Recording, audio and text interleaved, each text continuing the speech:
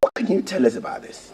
So, the triumphant entry is a moment where I may say, as a Christian, you have to build yourself depending on the triumphant entry. Like when you fall, you can rise again. Yeah. And your rising up is beyond expectation. So just as the Messiah is riding on a donkey, initially he was expected to be born in a palace, and he was given birth in a manger. In the manger, yeah.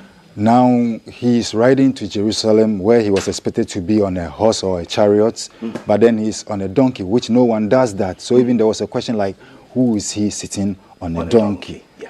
Remember, he was given birth by a virgin. Yeah. So being sitting on a donkey also signifies the holiness of Christ. So every Christian should use this very passage as a stepping stone to encounter their daily life. Right. There's one which you just said that really caught my attention a bit. The question as to who is he that rides on a donkey? Yeah. If he indeed is a king or a prince, will he rather on a donkey, ride on a donkey, or be on a horse and chariot? That is really very great. But then the final one for me is, however deep or low you fall, you can rise again. Exactly. That is absolutely very encouraging for me. You're still watching #GTV Breakfast, and we're painting the significance of the Easter story with Tafari. And we've seen the triumphant entry. The story can be found in the book of Matthew chapter 21, from the verse 1 through 11. Jesus triumphantly entered Jerusalem. And when he entered, when evening came, Bible declares that he reclined with his disciples for a meal, which is the Last Supper. And that is the Last Supper we see here. Among these 12 plus Jesus, there is one known as the betrayer. Interestingly, when I got here this morning, someone asked me, look at the 12 and tell me where the betrayer is. Okay, we will come down to identifying the betrayer. But what can you tell us about this? This is a moment where it tells every human being, whether Muslim, Christian, Judaism, whoever you may be, that when you sleep and wake up and you feel the essence of life in your vein, like the blood running, you must make good use of that very day, because you may not know what is coming to befall you the next second, minute, hour, or day after. You may not know if you're going to live to see tomorrow. So you make every good use of today. So that is the Last Supper. As you can see, they are all enjoying, not knowing what's going to befall them the hour.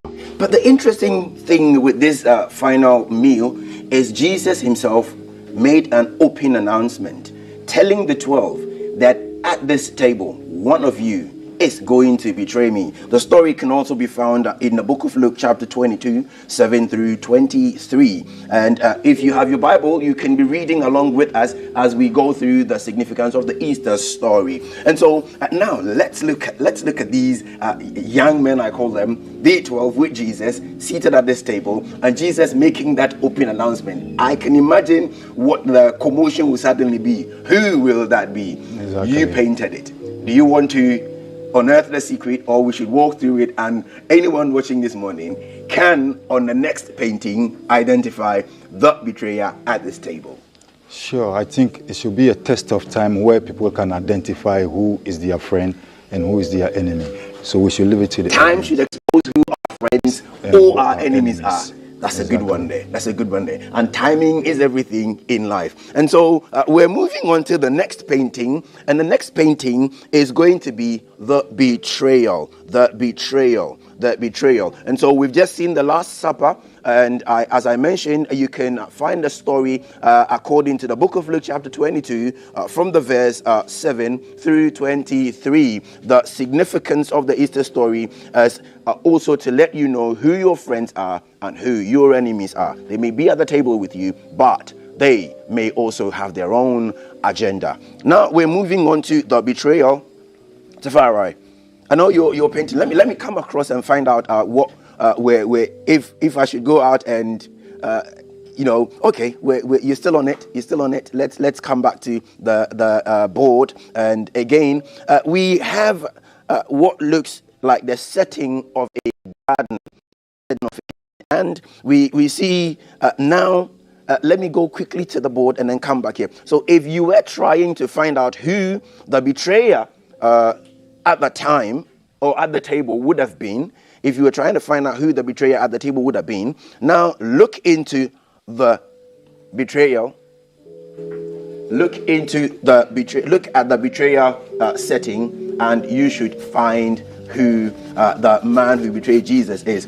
Seated far to number 3, to Jesus' left, we see him with Jesus and very ready with that kiss to betray him.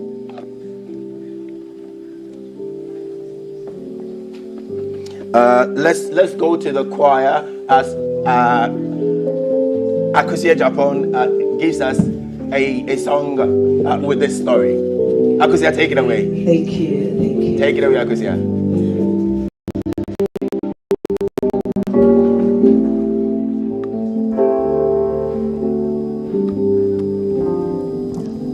Above all power, above all kings, above all nature and all created things, above all wisdom and all the ways of man.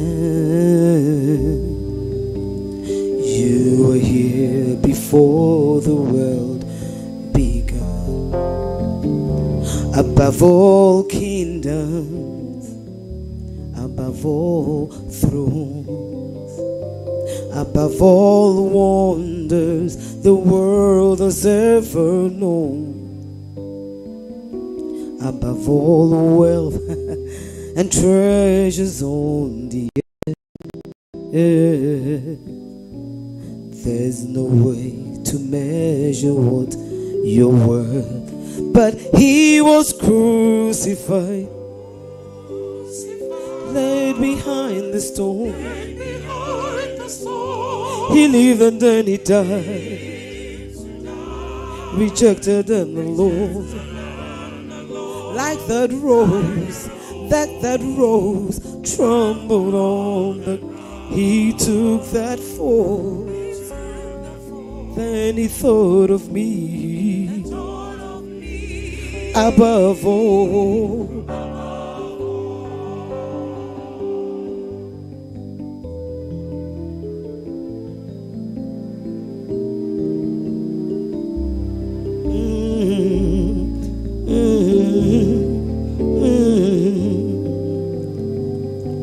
Above all powers, above all kings, above all nature and all created things, above all wisdom and all the ways of man. You were here before the world began. Above all kingdoms, above all thrones, above all wonders the world has ever known, above all wealth and treasures on the earth. There's no way to measure what you're worth, but he was crucified, laid behind the stone. He lived and then he died, rejected and alone. Like that rose trembled on, he took that fall. Then he thought of me above all. Oh, he was crucified, laid behind the stone. He lived and then he died, rejected. Like the rose trembled on the ground. He took that fall. Then he thought of me above all. He took the fall. And he thought of me above all. Thank you.